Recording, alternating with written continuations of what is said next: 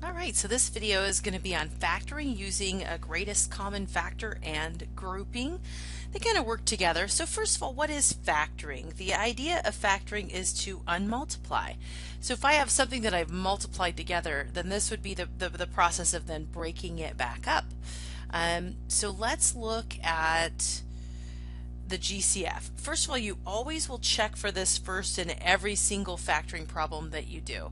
So let's look at one that's pretty basic. If I have 2x plus 4, so this is a binomial, it has two terms, 1, 2, and we have to look at what is in common or the greatest common factor for each term.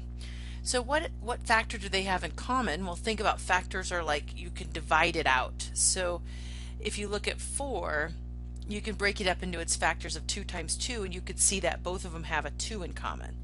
So I'm going to divide out a 2. And when I take the 2 out of 2x, I'm left with just x. Bring down the plus sign.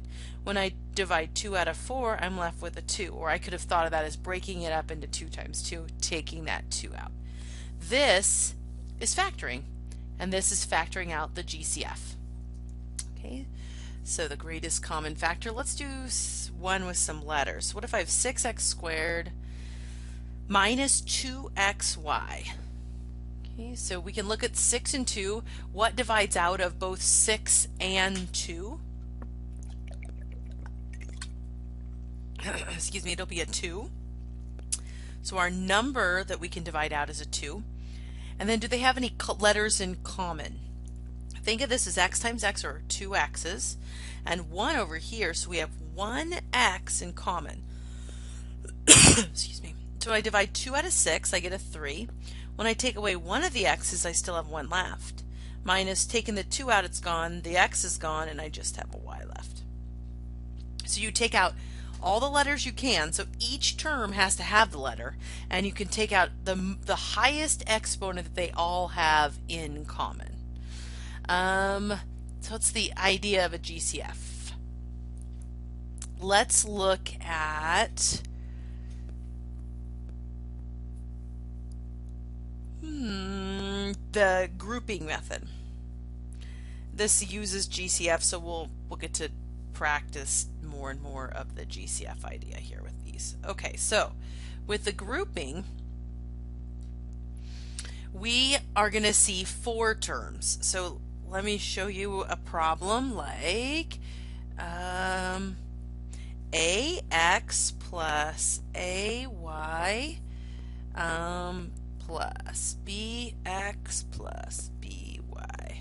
So see how I have 4 terms? 1, 2, 3, 4. GCF can be in 50 terms, 2 terms, 3 terms. So GCF is kind of any of them. Grouping is specifically for if you have 4 terms. And what we do is we want to group this by the first 2 terms and the second 2 terms. And this is anytime you have 4, this is the method. For between the first 2, we can take out any common terms. Well, we have an a in common. So I'm going to take the a out, and that's going to leave x plus y. The second ones, notice the plus sign goes with the b. We have a positive b in common. So I'm going to take out, bring down a plus sign, bring down the plus sign for the b, and I'm going to take the b out, and that's going to leave x plus y. Now, notice that our parentheses are the same. They have to be the same. So these must be the same. So must match. If they don't match, you can't keep going, and they aren't factorable, or you need to switch the middle terms and try again. So the answer is like taking out, or GCF, of the x plus y and taking that out in common, leaving the a plus b. So the idea of it is another GCF, which is a little weird, but the way I try to teach it is you write down what's in common once, and what you took out is your second parenthesis. And this is the answer to that problem. This is the multiplication problem that would get us back to our original answer. So we unmultiplied and wrote it back as our factors. Okay, let's see. So let's try another one that's trickier with some negatives and positives. 3x plus 3y minus x plus ay. This one's still kind of easy because it has, if we look at this one, it's got the 4 terms, but it's got the 3's and the a's in common, so it's really easy to see what to take out. So I will do a couple more that are harder. This method is really important. So if we look at the first 2 that we're going to group together, we can see that we can take out a 3. Oh, I need a minus sign here. I'm sorry, this one wasn't factorable. I should have done a minus there. So let's take out a 3, and that would leave us x minus y. Over here, when I go to take the a out, I would have negative x plus y. They're not going to quite match. See how the signs go positive, negative, negative, positive. They need to be the same. So what I can do is I can actually take out a negative a. And when I take out a negative from that second set, that is going to take out this negative a, leaving a positive x. Negative a goes into positive a, leaving a negative y. It changes the signs. So if you put a negative here, you change the signs of both terms. Just like pulling a negative out, or when you multiply by a negative to change the sign. So same idea. So what's in common is x minus y, and what I took out is 3 minus a. And that's our answer here. And you could multiply that out and double check it as well.